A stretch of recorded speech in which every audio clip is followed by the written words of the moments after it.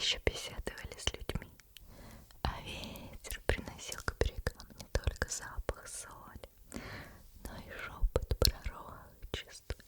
Над миром смертных нависла необычная тишина. Солнце медленно поднималось из-за края бескрайнего моря, окрашивая волны в золото. На вершинах Олимпа первые лучи ложились на белоснежный мрамор дворцов, отчего казалось, будто сама гора соткана из света. В этот ранний час бессмертные собирались вместе. Один за другим они поднимались по широким ступеням великого чертога. Их одежды струились, словно сотканные из облаков, а шаги были так легки, что не нарушали тишины небес. Последним занял свое место громовержец Зевс. Стоило ему опереться на высокий трон, как ветер вокруг Олимпа стих, птицы умолкли, а сами облака будто остановили свой вечный бег. «Настало время поговорить», — произнес владыка богов. Но прежде чем кто-либо успел ответить, вперед вышла богиня с глазами цвета ясного неба. Это была Афина. Она склонила голову перед Зевсом. «Отец, многие герои уже вернулись домой после Великой войны. Одни обрели покой, другие вновь увидели своих детей, но один до сих пор странствует по морям, терпя бедствия, которых не заслужил». В зале воцарилась тишина. Каждый понимал, о ком говорит богиня. Об Одиссее, о мудром царе Итаке, человеке, который сумел победить не только силой меча, но и силой собственного разума. Афина же продолжила. Уже долгие годы он не видел своей родной земли. Его дом осаждают наглые женихи, расточающие богатство его семьи. Его жена хранит верность, не зная, жив ли супруг. Его сын вырос без отцовской руки. Она подняла взгляд. Разве недостаточно испытаний выпало этому смертному? Некоторое время Зевс молчал. Над Олимпом прокатился далекий раскат грома. «Ты говоришь правду, дочь моя, но море принадлежит Посейдону». Лицо Афины едва заметно омрачилось. Все знали причину гнева владыки морей. Когда-то Одиссей слепил Полифема, могучего циклопа, сына Посейдона. С тех пор, всякий раз, когда корабль героя приближался к спасению, море вновь поднимало волны. Не ветер был его врагом, не буря, а сам бог океана направлял штормы ему навстречу. «Посейдон сейчас далеко», — тихо произнес Зевс. «Но он отправился к далеким народам, принимающим его жертвы. Пока его нет среди нас, мы можем изменить судьбу смертного». В глазах Афины вспыхнула надежда. «Тогда позволь мне помочь ему». «Позволяю». Зевс поднялся со своего трона. «Гермес, отправляйся к нимфе Калипсо и передай мою волю. Она больше не должна удерживать Одиссея на своем острове». В ту же секунду золотые сандали вестника богов вспыхнули легким сиянием, а Гермес молча поклонился. Он уже знал, что впереди его ждет долгий полет по морям, к далекому острову, затерянному среди бескрайних вод. Итак, началось последнее великое путешествие Одиссея. Он еще не знал, что судьба вновь откроет перед ним море, не знал, что впереди его ждут встречи с царями-чудовищами и испытаниями, которых не выпадало ни одному смертному, не знал, что однажды ему придется рассказать свою историю самому.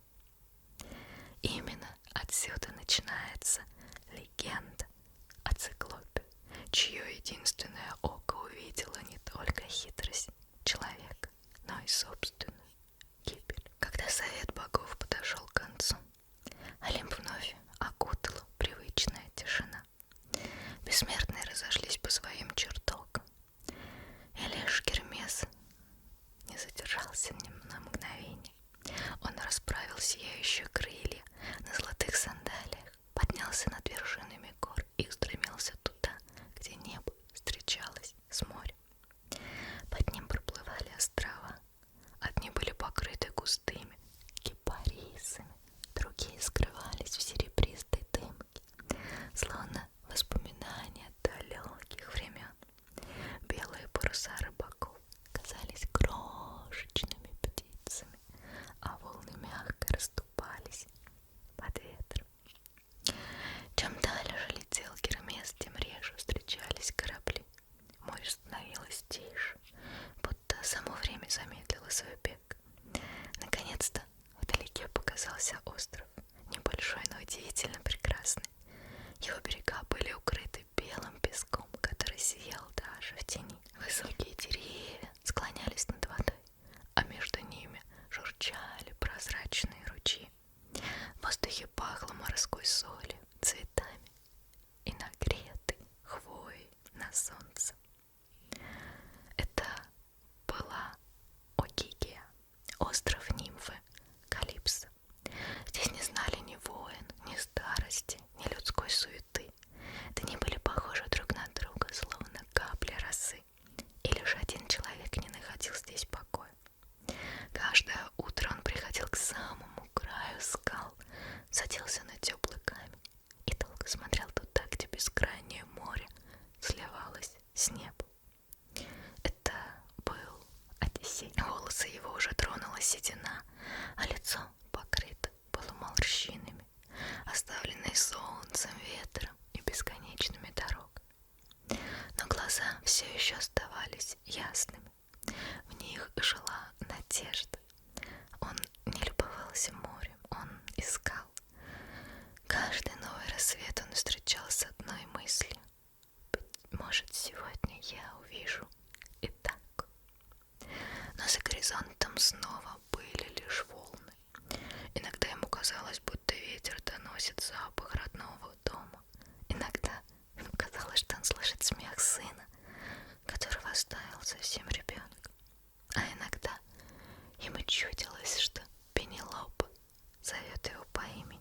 Но стоило открыть глаза, и все исчезало. Оставался только шум прибоя. Позади раздались легкие шаги. «Ты опять здесь?» — тихо сказала Калипсо. Ее голос был похож на журчание ручья. Она подошла ближе. На ее длинных волосах мерцали солнечные лучи, а легкое белое платье колыхалось от морского ветра. Она смотрела на Одиссея без гнева, без упрека, лишь с тихой печалью. Здесь прекрасно. Ни один смертный бы не отказался бы жить в таком месте. Одиссей улыбнулся. Прекрасно. Он перевел взгляд на море. И все же даже самый прекрасный остров становится клеткой, если сердце осталось далеко. Калипсо опустила глаза. Она знала эти слова, она слышала их много раз, и все равно каждый раз ей было больно. В этот миг над островом пронесся легкий ветер. Он не был похож на морской бриз.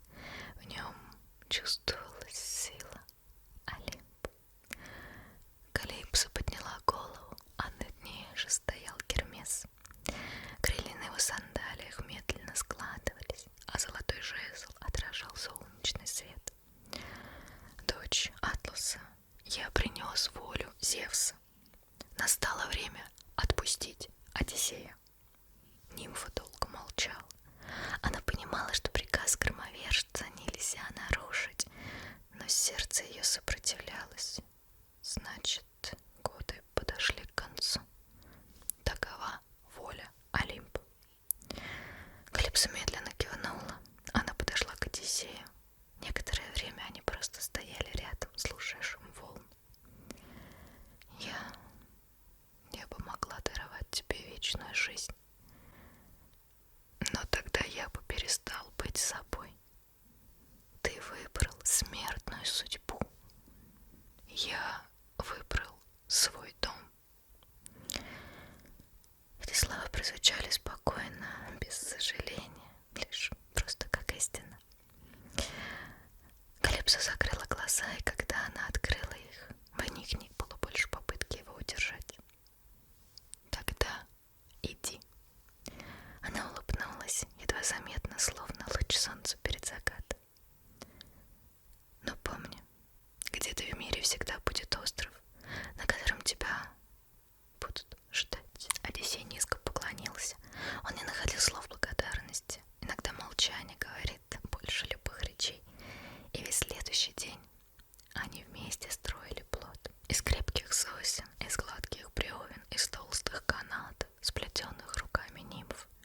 Калипсо принесла мехи с пресной водой, корзины с хлебом, сыром, сушеными плодами и вином. Она заботилась о каждой мелочи, словно мать, провожающая сына в далекий путь. Когда все было готово, настало утро отплытия. Море было спокойным, ветер был попутным. Одиссей ступил на свой плот, еще раз взглянул на остров, а Калипсо стояла на берегу, не двигаясь. Она не плакала, она лишь подняла руку в знак прощания, а плот медленно отошел от берега. С каждой новой волной остров становился все меньше, меньше и наконец-то растворился в утренней дымке. Но далеко-далеко за горизонтом, где море казалось бесконечным, уже начала сгущаться темная полоса облаков. Одиссей смотрел вперед, не замечая опасности. В самых глубоких водах медленно открылись глаза древнего владыки морей. 3 дня и 3 ночи море было спокойно. Плот легко скользил по серебристым волнам, словно сам ветер оберегал путника. Днем Одиссей следил за солнцем, ночью за яркими звездами, которые когда-то помогали ему вести корабли через бескрайние воды. Он почти начал верить, что испытания остались позади. Но далеко под толщей морской воды бушевала другая сила. Владыка морей поднялся над волнами, подобно скале. Его длинные волосы были похожи на струящиеся водоросли, а в руках сиял трезубец, способный расколоть остров. Он долго смотрел вдаль и увидел маленький плот, где стоял человек, тот самый. «Значит, Олимп пришел тебе помочь, но пока существует море, ты не узнаешь легкого пути». И он ударил трезубцем по волнам. Море вздрогнуло, небо потемнело, ветер налетел со всех сразу сторон. Высокие волны поднялись одна за другой, словно каменные стены. Плот жалобно заскрипел, а Одиссей схватился за канаты. Соленая вода хлестала в лицо, не давая открыть глаза. Каждая новая волна была выше прежней. Казалось, будто само море решило поглотить последнего героя Троянской войны. Но Одиссей не сдавался. Он пережил слишком многое, чтобы сдаться сейчас. Всю ночь буря бросала его среди волн. Наконец, огромный вал ударил в плот. Бревна разлетелись, канаты лопнули, и Одиссей оказался в ледяной воде. Он боролся с волнами, пока хватало сил, а море тянуло его вниз. Небо исчезло, оставались лишь холод, темнота. И тогда где-то рядом раздался тихий голос. «Не бойся». Перед ним возникла морская дева. Ее волосы переливались цветом морской пены. Ее глаза были спокойнее самой тихой бухты. Она протянула герою тонкий, сияющий пояс. «Пока он рядом с тобой, море не сможет забрать твою жизнь». Одиссей молча поблагодарил незнакомку, крепко обвязал пояс вокруг груди. И действительно, волны больше не тянули его ко дну. Они все еще были сильны, но теперь словно сами несли его вперед. О, долго плыл Одиссей. День сменился ночью, ночь уступила место рассвету. И вот, наконец, впереди показалась земля. Высокие зеленые холмы и белые скалы, леса, уходящие почти к самому берегу. Это была страна Фиаков. устье тихой реки. Течение стало спокойным, ветер стих. Он вышел на берег, колени его дрожали от усталости. Вся одежда была разорвана, а лицо покрывала соль. Он сделал несколько шагов и опустился под большим оливковым деревом. Рядом рос густой куст. Одиссей укрылся его ветвями, словно лес сам захотел защитить измученного странника. Очень скоро сон овладел им. Не тревожный сон воина, а глубокий сон человека, который много лет не знал настоящего покоя. А тем временем, недалеко от берега, проснулась царевна Навсекая. Этой ночью ей приснился удивительный сон. Таинственная женщина в сияющих одеждах ей сказала: «Наступает день, который изменит судьбу твоего народа. Отправляйся к реке». Проснувшись, Навсекая долго не могла забыть услышанные слова. Она попросила служанок приготовить повозку, сложить чистые одежды и отправилась к воде. Солнце только начало подниматься, река тихо журчала среди камней. Девушки смеялись, стирали одежду, пели песни, не подозревая, что совсем рядом, под ветвями деревьев, спит человек, имя которого уже много лет произносили и смертные, и бессмертные. Так судьба вновь начала сплетать свои нити. И Одиссею впереди ожидала встреча с народом, который станет последней тихой гаванью перед дорогой домой. И ведь именно здесь, за праздничным столом царя Алкиноя, герой решится рассказать историю о своих странствиях. А девушки тем временем продолжали стирать ткани. И вот, случайно, одна из девушек громко вскрикнула. Эхо пронеслось между деревьями, а под густыми ветвями оливы дрогнули листья. Одиссей медленно открыл глаза. Несколько мгновений он не понимал, где находится. Перед ним больше не было бушующего моря, не было грохота волн, лишь солнечный свет и шелест листвы и человеческие глаза. Он осторожно поднялся. Не желая напугать незнакомцев, он вышел из укрытия медленно, подняв пустые ладони. Но девушки все равно ахнули и бросились в разные стороны. Лишь Навсекая осталась стоять на месте. Хотя сердце ее билось быстро, она не сделала ни шага назад. Она лишь внимательно смотрела на незнакомца. А перед ней был измученный путник, не разбойник, не безумец, а человек, переживший великое несчастье. Одиссей склонил голову. «Не бойся меня, царевна, я не причиню тебе зла. Море лишило меня корабля, друзей и последних сил. Если ваши обычаи велят помогать странникам, прошу лишь немного одежды и дорогу к вашему городу».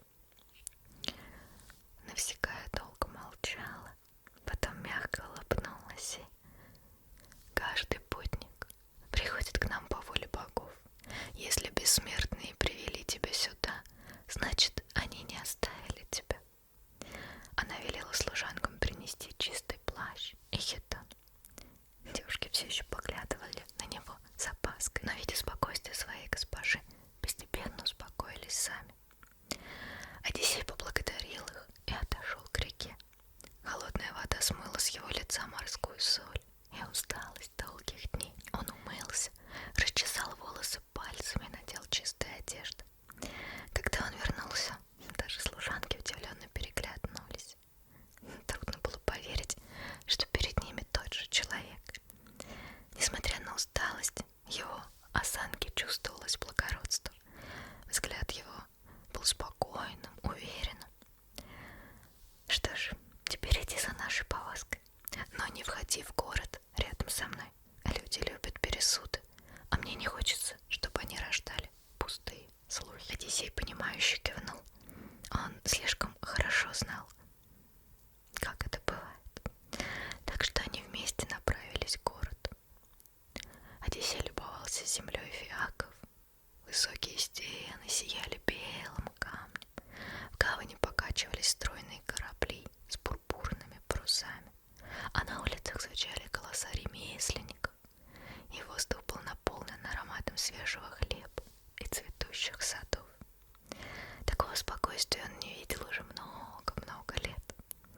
по совету Навсекая он зашел во дворец царя Алкиноя отдельно.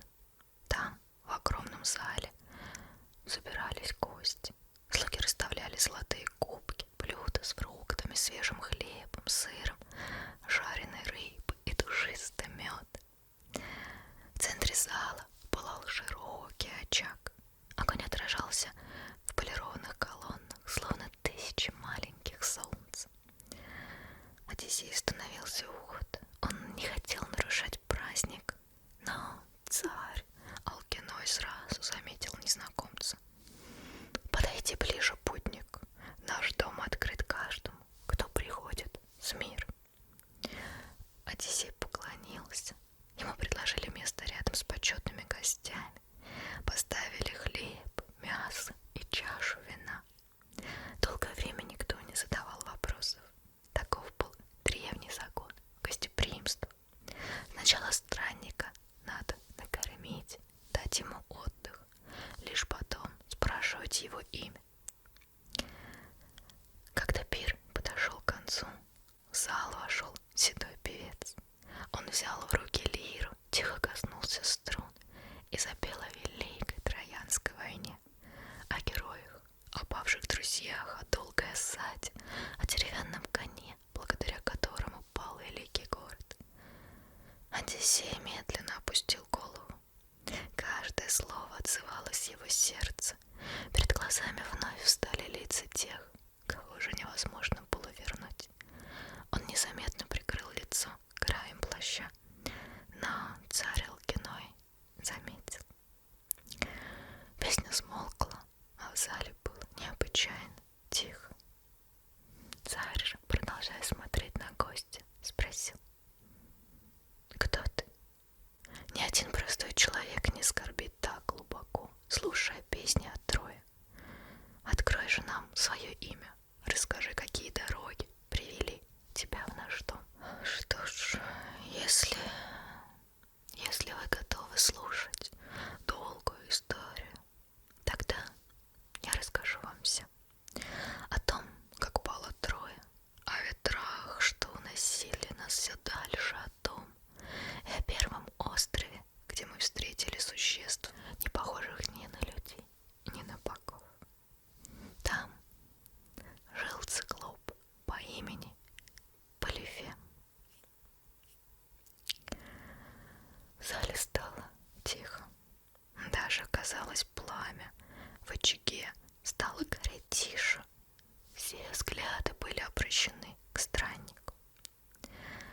Одиссей медленно поднял кубок с водой, сделал небольшой глоток, посмотрел туда, где за закрытыми окнами темнело вечернее море. Все началось вскоре после того, как мы покинули берега павшей Трои. Тогда нам казалось, что самое страшное уже осталось позади. Мы мечтали об одном — лишь увидеть родной дом. Но море редко исполняет желание человека быстро. Наши корабли долго неслись по волнам, пока однажды на рассвете не показалась незнакомая земля. Этот остров был необычайно зеленым. По его склонам текли прозрачные ручьи. Среди кустов лугов паслись бесчисленные овцы и козы. Высокие утесы уходили прямо в море, а над ними кружили белые птицы. «Какое тихое место», — сказал один из моих путников. «Значит, боги наконец-то смилостивились над нами», — улыбнулся другой. Мы бросили якорь в небольшой бухте. Море было спокойно, даже ветер, казалось, словно уснул. Люди развели костер, приготовили пищу и благодарили богов за долгожданный отдых. Но меня не покидало странное чувство. Слишком тихо.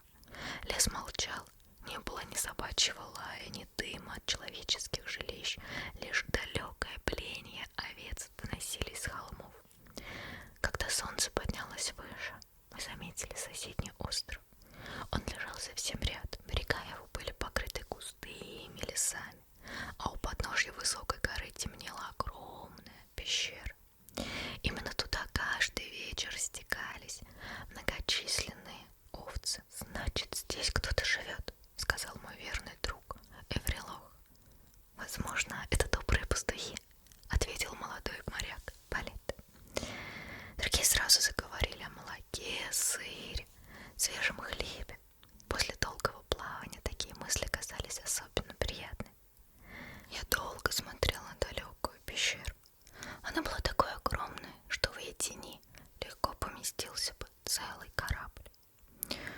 «Мы отправимся туда», — наконец сказал я. Несколько товарищей переглянулись. «Может, не стоит? Соберем немного воды, пополним запасы, да поплывем дальше. Закон гостеприимства свят для всех народов. Кто бы ни жил на этом острове, он обязан принять странника под своей крышей».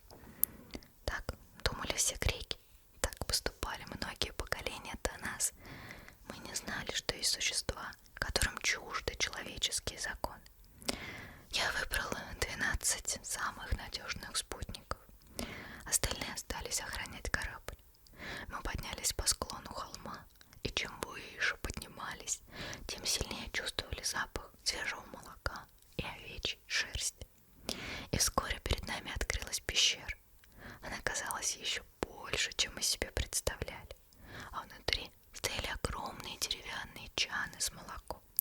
На каменных полках лежали большие круглые головы сыра, а в плетеных загонах спокойно спали ягнята.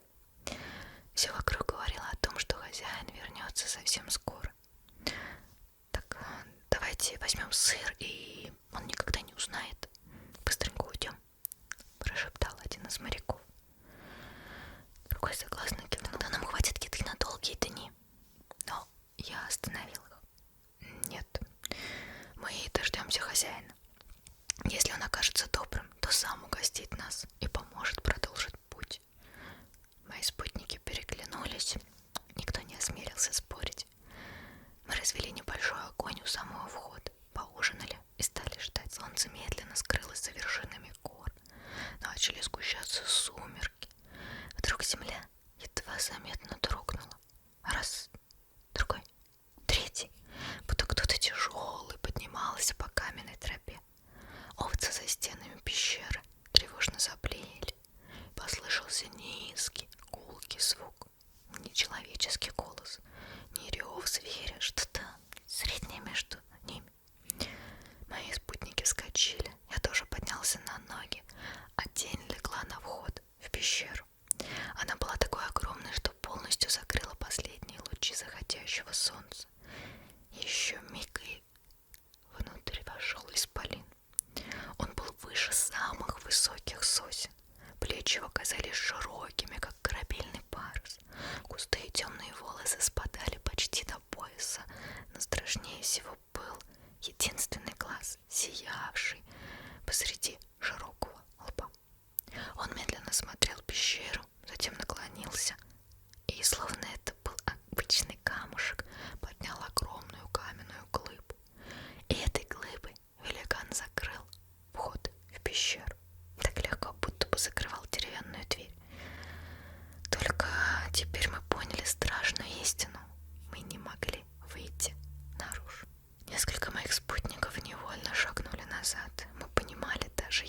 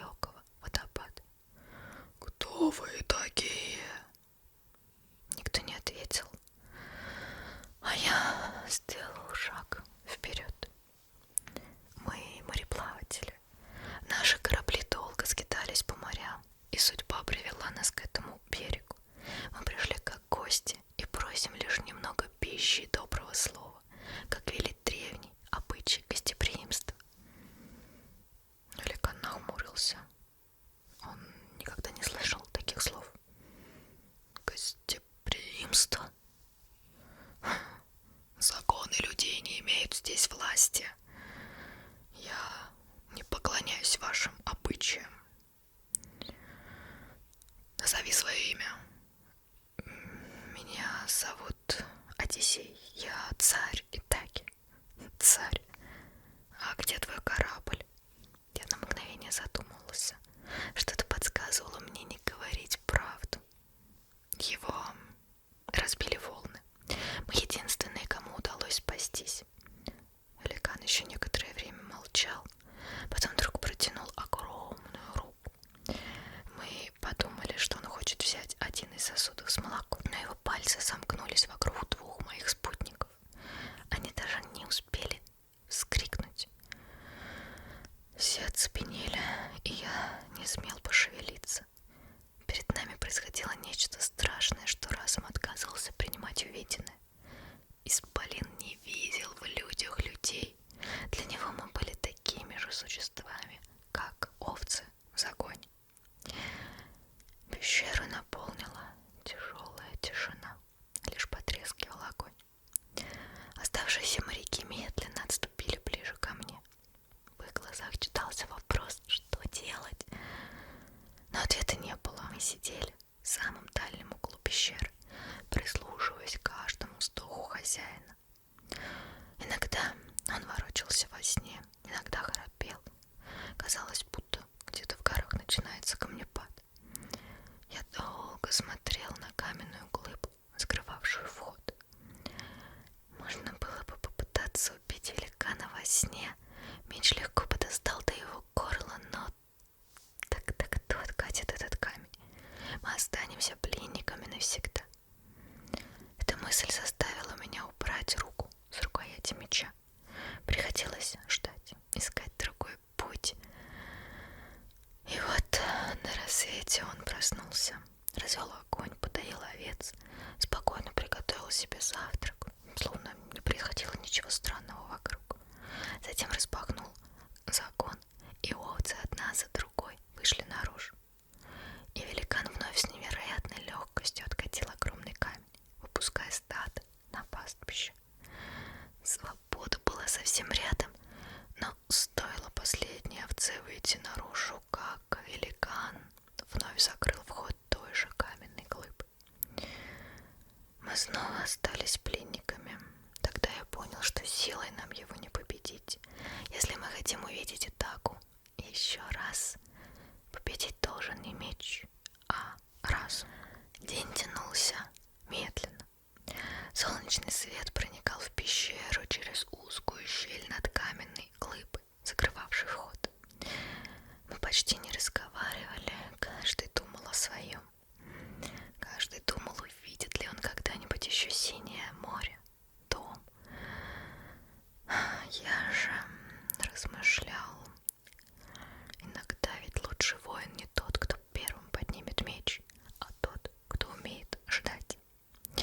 Я смотрел на стены пещеры, на стадо, на огромный камень, на хозяина этого мрачного жилища и постепенно замечал то, что прежде ускользало от взгляда. Возле очага лежал длинный ствол молодого оливкового дерева.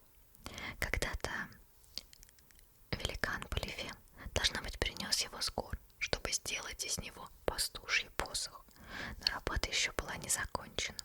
Ствол был тяжелым, толстым и необычайно крепким. Я долго смотрел, как в памяти схлынула мысль.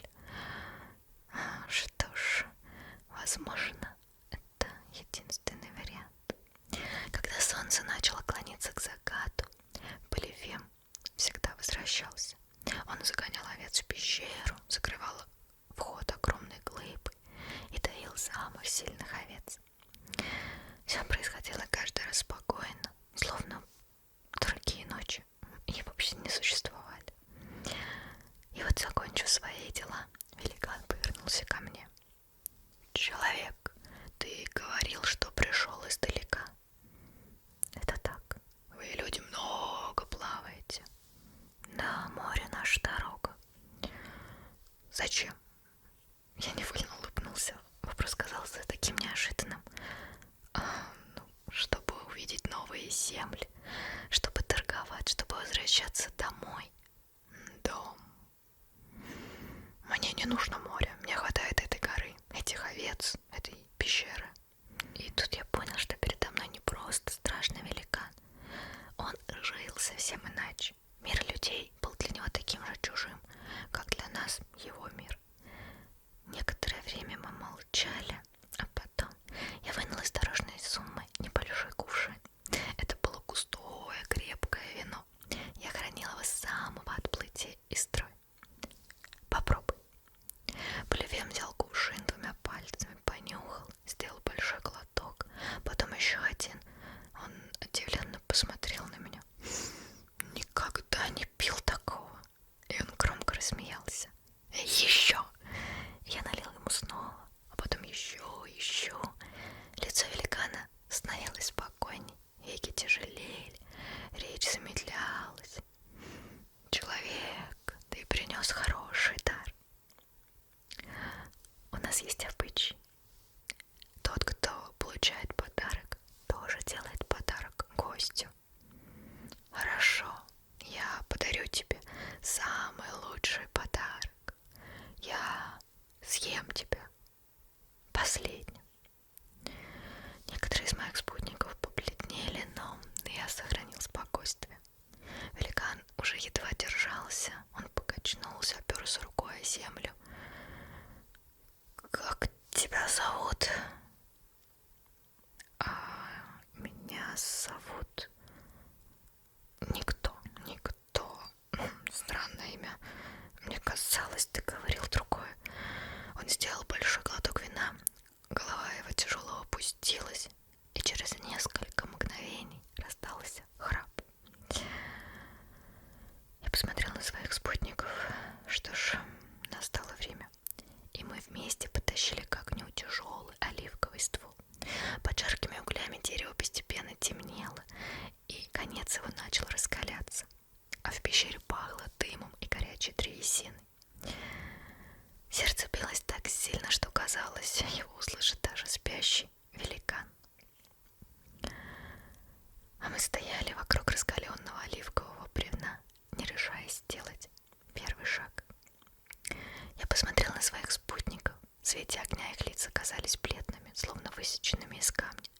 Каждый понимал, что впереди, и если наш замысел не удастся, никто из нас уже не увидит рассвет. Я медленно кивнула, и 4 самых сильных воинов подошли ближе. Мы крепко взялись за тяжелое древко. Его конец раскалился почти до бела. От него исходил такой жар, что было трудно держать руки рядом. Сейчас Поливер продолжал спать. Вино погрузило его в тяжелый сон, а я глубоко вздохнул, и мы одновременно направили раскаленное дерево вперед. Пещеру наполнил резкий треск. Великан вздрогнул, могучее тело дернулось. Он подскочил с такой силой, что земля под ногами заходила ходуном. Его крик прокатился по острову, словно раскат грома. Птицы взмыли в ночное небо, а овцы в панике заметались по загону. Мы мгновенно отскочили в темноту, а Плевем метался в пещере, вытянув вперед огромные руки. Но теперь его единственный глаз больше не видел. Он ревел от боли, ярости, ощупывая стены, камни вокруг себя. Наконец он тяжело дыша навалился плечом на огромную каменную глыбу и с невероятной силой откатил ее. Холодный ночной воздух ворвался в пещеру. И стоя у входа, великан поднял голову к небу и закричал: «Братья, скорее ко мне!» Его голос эхом разнесся по горам. Прошло совсем немного времени, а послышались тяжелые шаги. Один, другой. К пещере подходили другие циклопы. «Что случилось, Поливем? Кто напал на тебя? Кто посмел причинить тебе вред?» «Никто! Никто купит меня! Никто меня погубил!» За входом наступила короткая тишина. «Если никто тебя не трогает, значит, это болезнь, посланная богами. Ты попроси помощи у своего отца, великого владыки моря. Мы же не сможем помочь тому, кого не преследует враг». И шаги начали удаляться. Один за другим циклопы уходили обратно в горы, а Плевем еще долго кричал им вслед, но никто не возвращался. Я медленно выдохнула. Что ж,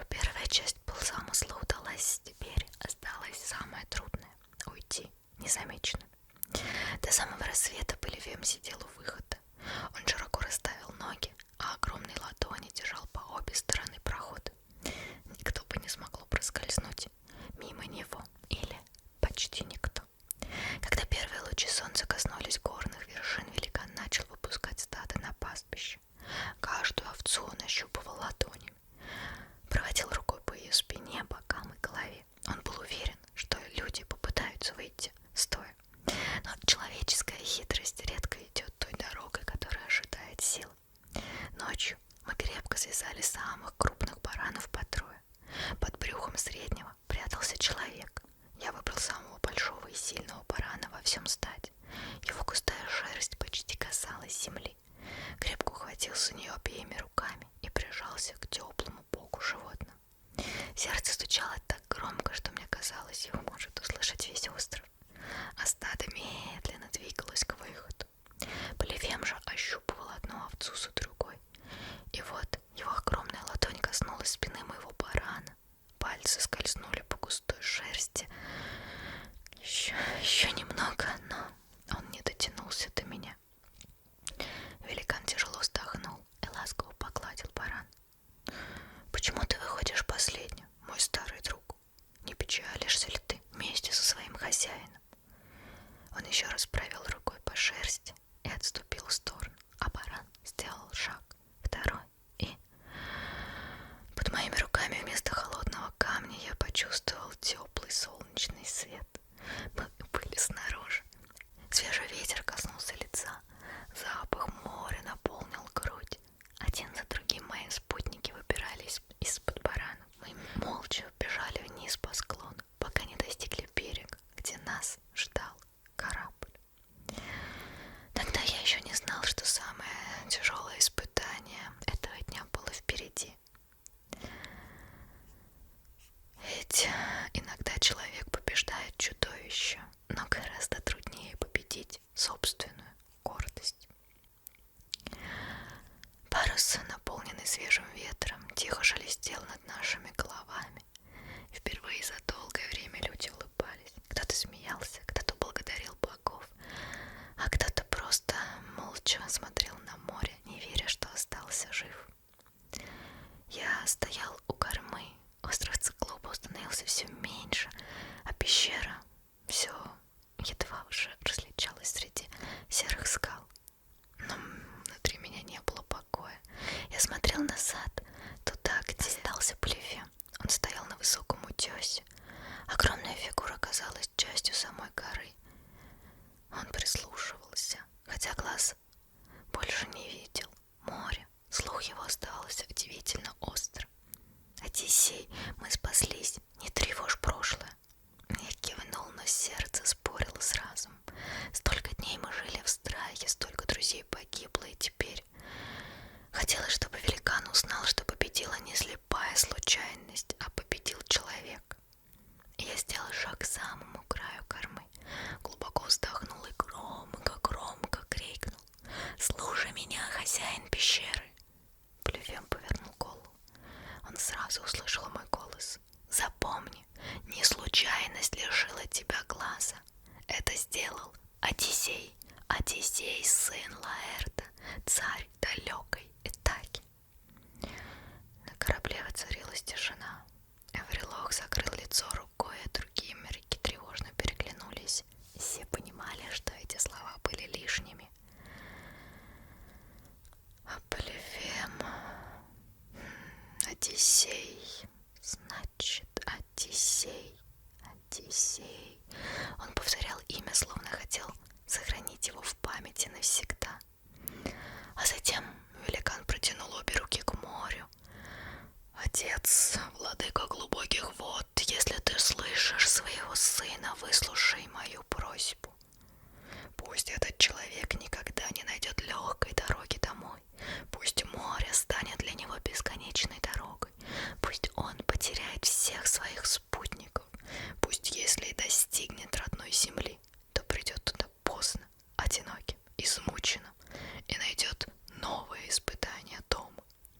Слова великана эхом раскатились над морем, и вдруг где-то далеко за горизонтом прогремел глухой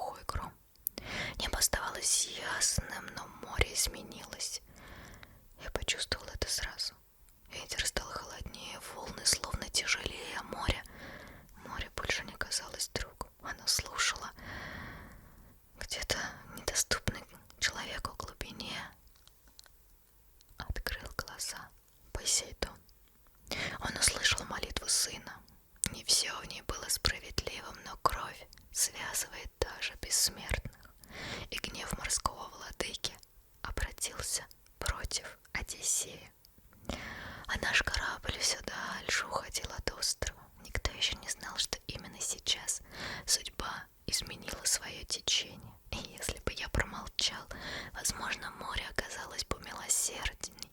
Но прошлое нельзя изменить. Позже я много раз вспоминал тот миг, и каждый раз понимал одну простую истину. Иногда человеку недостаточно победить врага, а нужно победить самого себя. Гордость способна открыть дверь тем бедам, которые не сумеет закрыть ни сила, ни мудрость. Одиссей умолк, а в зале царя Алкиноя долго никто не нарушал тишину. Пламя в очаге тихо колыхалось, за окнами шумело море. И вот, наконец, старый певец медленно опустил лиру. Великая история. И после этого ты все еще продолжал путь домой? Спросил Алкиной. Да. И что же ждало тебя дальше? Мы еще не знали, что впереди нас ожидает так много другого. Но это я расскажу вам в следующий раз, со следующей историей. Ну, получился такой по мотивам Одиссея. Надеюсь, что вам понравилось и было приятно послушать мой шепот. Желаю вам всего самого